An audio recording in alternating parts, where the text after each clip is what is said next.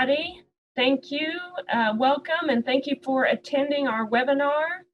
I would like to open up by saying NAFA is proud this year to celebrate 50 years of supporting aircraft finance and everything that goes into that. It is our 50-year anniversary, and 50 years is a big accomplishment by most standards. We're proud of our association and grateful to all of our wonderful members who have made this possible. So thank you, everybody. Today's webinar, our topic is going to be looking back at 2020 and doing a recap, and then looking forward, what can we expect from this year? As we all know, last year was a truly unique year for everyone involved, but as I think we're beginning to see, it has had a positive impact on the aviation industry. Today's panelists will be talking about what happened in 2020, where we are today, and what we can expect going forward in 2021. Our wonderful moderator is Nell Stubbs, with Vice President of Conklin and DeDecker, which is a JSSI company, and I will turn it over to her to introduce the panelists and take it from here. Thank you, Tracy. Good morning, everyone. Looking forward to this. This ought to be interesting. I know I learn something new every single time I go to a webinar. Our panelists, I'm going to start off with, I'm just going to introduce them all at one time. Roland Vincent, known as Rolly, President of Roland Vincent Associates LLC and JetNet IQ Creator and Director. He does have the longest title of all of us, so he wins. He has 35 years in the aviation industry, and he has served as a trusted independent consultant in various roles in strategy, marketing, business development, aviation economics, and statistics. He is a resource that I know that several of us, or most, or all of us, should be using. Our another panelist is Tony Koussis, President and CEO of Asset Insight LLC. He's been in the aviation business for a long time. I know I've known him for a long time as well. He's a published author, an active industry association member. He's been serving on the board of NAFA for as long as I can remember.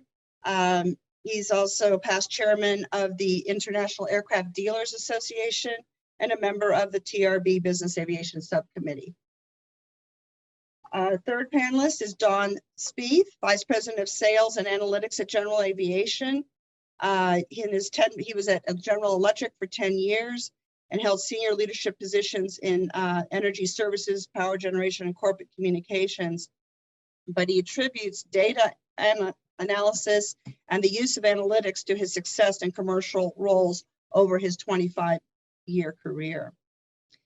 And last but not least, Andrew Young, General Manager at Amstat. He joined Amstat in 1994. Can't believe I've known you that long. And since 2013, he has served as the General Manager for Amstat Market Research Business. He is an active member of the business aviation community, having served on various boards, NAFA, NARA and IATA, and the HAI Finance and Leasing Committee, and now recently is the IADA Products and Services Member Advisory Council member. Those are our four excellent panelists. I look forward to hearing from them. I will pass on to, and I don't remember, who is the first speaker? Well, I believe that's me. Thank you, Andrew. Andrew, take it away. Right, thanks, Nell, and hi, everybody. It's nice to talk to you, albeit remotely. I've been tasked today with providing the 2020 recap part of the webinar. So we're going to look at 2020 in review and also look at the first couple of months of this year, looking at the business aircraft fixed wing resale market, specifically looking at inventories, transactions, and aircraft values. So without further ado, let's jump right in. This first slide shows you the number of aircraft for sale since the beginning of 2019, and this is pre-owned business jets and turboprops globally. The black line at the top of the chart shows you the number of units for sale, and then the dotted orange line shows you the number of new listings for sale that Amstat reported on a monthly basis. The key takeaway here is the significant drop in availability in the last 8 months. So about a 23% contraction in the number of business jets and turboprops available since the middle of 2020. Now that peak is interesting. The The number of aircraft for sale was actually increasing. It's a trend that had been increasing since about 2018, an upward trend, and peaked there at 3,500 units at the middle of 2020. It did accelerate a little bit when COVID first became an issue. But that peak of 3,500 should be looked at in some context. It's not as high as the number of units we saw for sale back in 2016, as recently as 2016, for example, when there were about 3,800 units for sale. And it's nowhere near what we saw back in the Great Recession in 2009, when there were about 4,800 units for sale. So a peak, certainly, but not a significant one. But really the key takeaway from this slide is that significant contraction in inventory. There are simply fewer aircraft, fewer business jets and turboprops available for sale today than there were 8 months ago. Next slide, please. Okay, so in this slide, we're looking at transaction activity. On the left-hand side, we're looking at the global business jet and turboprop resale retail transactions. So these are pre-owned aircraft sold to owners and operators. And then on the right-hand side, I've also included, for comparison purposes, the same data, but for new deliveries. These charts look at the data comparing 2020 in orange to 2019 and look at it on a quarterly basis.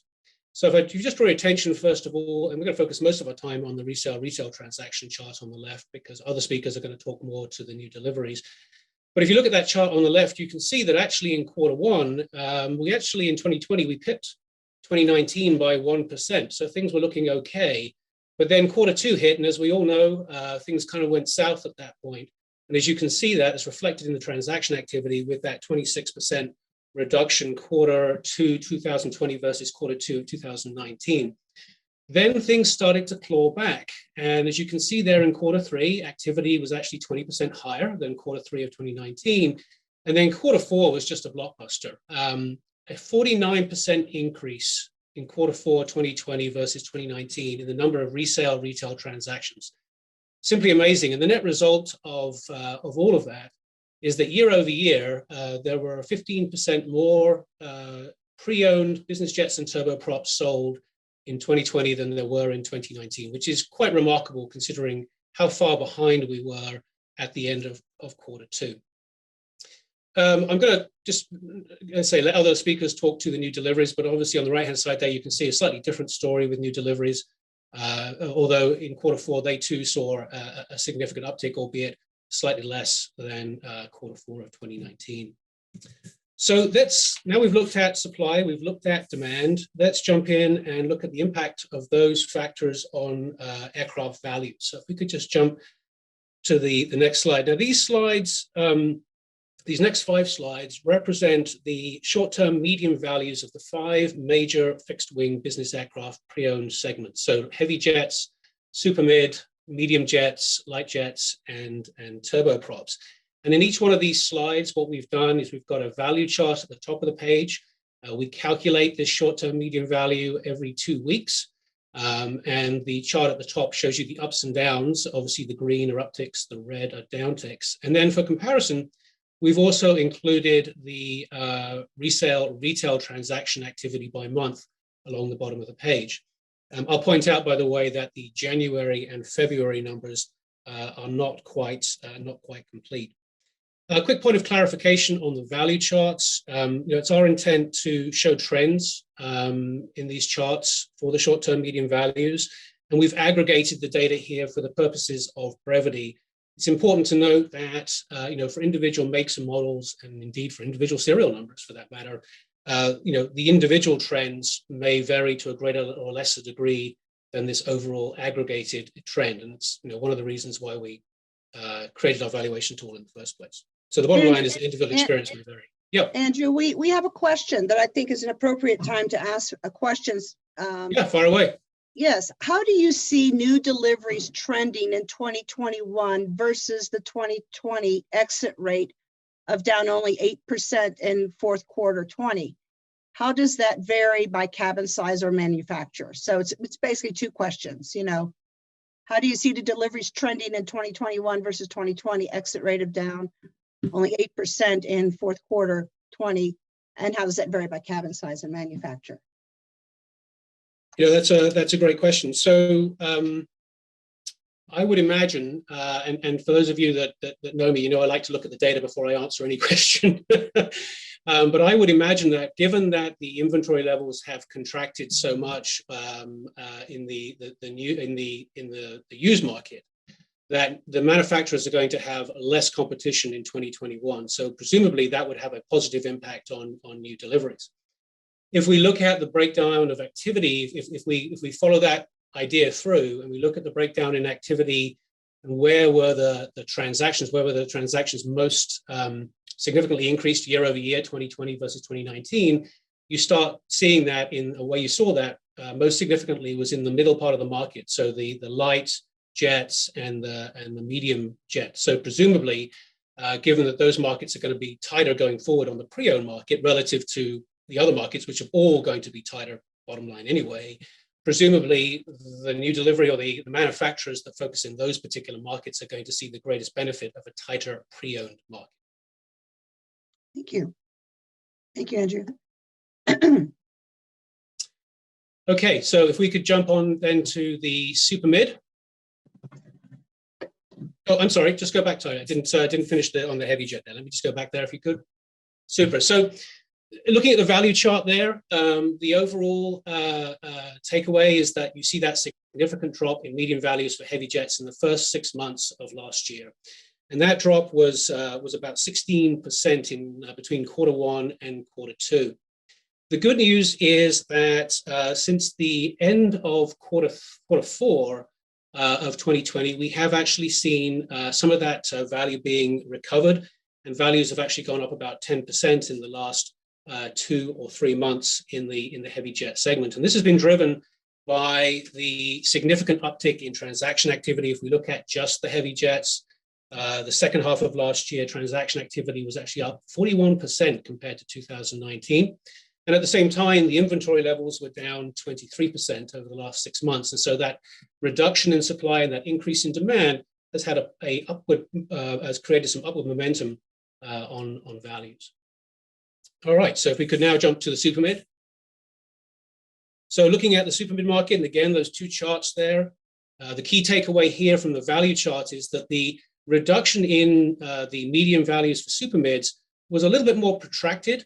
Really, whereas the heavy jet was sort of very much took place in Q1 and Q2, you can see here in the super mids, there was a little bit more protracted. It kind of went from Q1 into Q3. And that overall reduction was about 17%. That's a net of 17%. If you actually look at the slight uptick, that number would have been bigger if you take into account the uptick of about 5% at the very beginning of the year. That's actually true of the heavy jets as well on the previous chart. The good news here is, again, that we do see a recovery of some of that value loss of about 10% since the beginning of December last year. And again, that's been heavily driven by the significant uptick in transaction activity, up 55% in the super mid market year over year for the second half of last year versus 2019. And also the significant contraction of about 21% in the availability of super mid jet units as well. All right, let's go on to the medium jet. So looking at the medium jet market, this trend here on the value chart very much follows the heavy jets in that the contraction, the reduction in median value really occurred in the first 6 months of 2020. That reduction was about 22%. Again, we are seeing, as we saw in the other markets that we've looked at so far, a slight recovery in values in sort of the beginning of December through to the present day. It's a little shallower, the recovery only about 6% for the medium jets compared to 10% for the super mids and the heavy, but it is a recovery. And again, or has been recovering. And again, that's been heavily driven by the significant increase in transaction activity on the medium jets and also the contraction in inventory over the same sort of 6-month period. Moving on to the light jets. So the story here is a little different than the other jet markets that we looked at. What you see here is a reduction in median values for light jets that took place pretty much throughout the entire, at least the first, or the 11 months of 2020 from January through to November. That reduction represents about a 28% decrease. So the most significant decrease in median values of all the markets that we're going to look at today. There is, again, that recovery that sort of starts mid-December, and this market has recovered about 10% of that value from the middle of December through to the present day. And again, heavily driven by the increase in transaction activity at the end of last year, actually up 43% for light jets for the second half of 2020 versus 2019. And that contraction in inventory that we saw in the other markets, in the case of light jets, it was down about 28%. So significant contraction in availability in this market as well. If you'd like to just go on to turboprops, this is the final slide. And the chart here a little different, a little shallower, if you will. The turboprops saw a contraction or reduction in the median value pretty much throughout 2020. Although, again, you tend to see more of the activity, more of the reduction happening in the first half of the year. Was less than in the jet markets. The median values only came down about 11%. I say only, but they came down 11%.